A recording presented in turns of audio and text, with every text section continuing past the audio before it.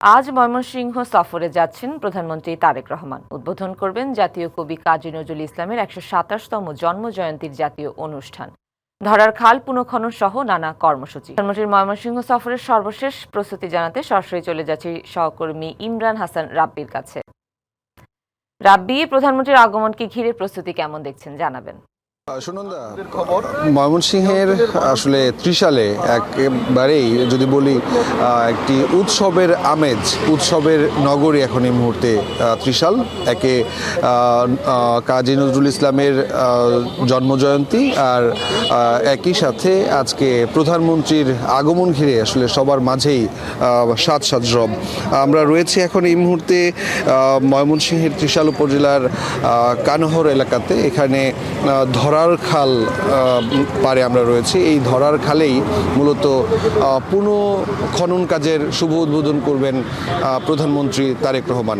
আসলে এই খালটি পুনঃখনন করা হচ্ছে, যে খালে মূলত 1979 সালে প্রধানমন্ত্রী তারেক রহমানের বাবা জিয়াউর রহমান এখানে উদ্বোধন করেছিলেন, খাল খননের উদ্বোধন করেছিলেন। সেই খাল খননের উদ্বোধনের পর 47 বছর পর এখানকার মানুষের চাহিদার প্রেক্ষিতে এই ধরার খাল আবার নতুন করে পুনঃখনন কাজের উদ্বোধন করবেন প্রধানমন্ত্রী।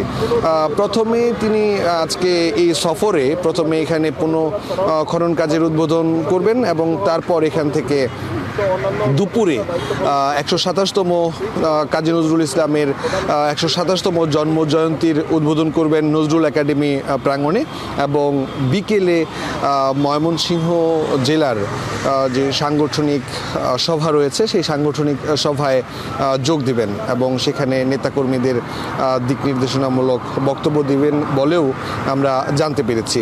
আসলে আজকে এই ময়মনসিংহ জেলার ত্রিশাল উপজেলার ধরার খাল উদ্বোধন এবং একই সাথে কাজী নজরুল ইসলামের ১২৭তম জন্মজয়ন্তী আর জাতীয় অনুষ্ঠান উদ্বোধন এবং তারপর বিএনপি সাংগঠনিক সভায় যোগ দেওয়ার মাধ্যমে আসলে ঈদ আসবে, সাথে ক্যাশব্যাকও আসবে। নিজের বা প্রিয়জনের জন্য কেনাকাটায় এবারও নগদ পেমেন্টে পাচ্ছেন দারুণ ক্যাশব্যাক। তাই যাই কিনুন, পেমেন্ট করুন নগদে।